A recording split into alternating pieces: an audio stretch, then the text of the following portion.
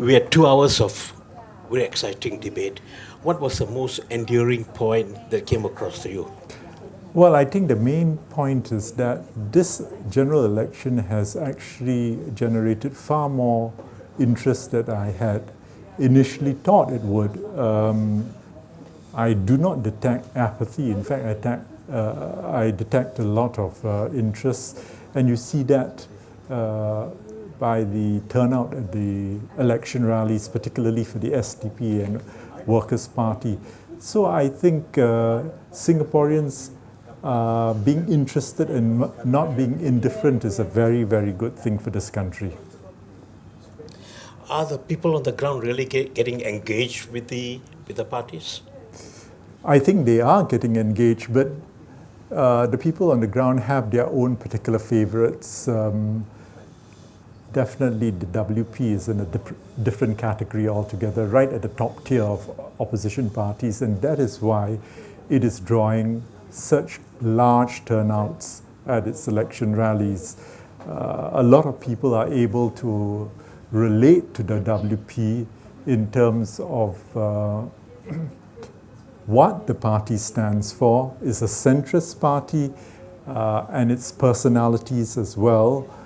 And the fact that WP is shrewd enough to have a sense of the kind of demographics within the areas that it is contesting.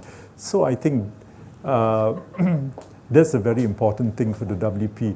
The other parties, what is surprising is that SDP has certainly come up quite strongly in this general election, far more than I expected.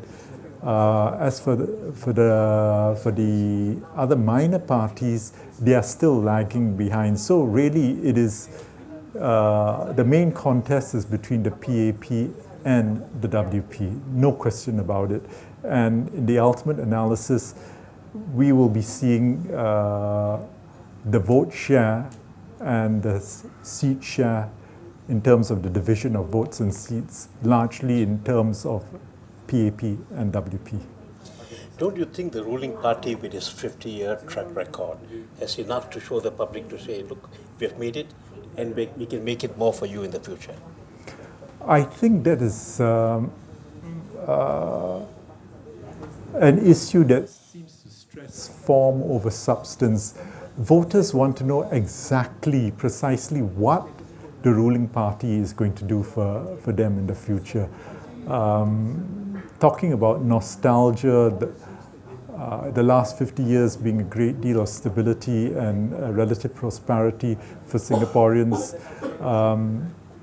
I do not think it's a very good idea to have that as its campaign strategy, or at least one prong of its campaign strategy.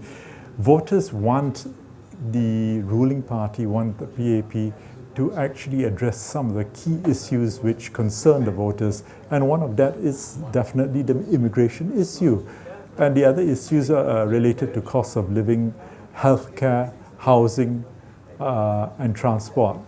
These are the issues that up till now we have not got really concrete debate, concrete answers from the PAP to some of the points raised by SDP and the WP.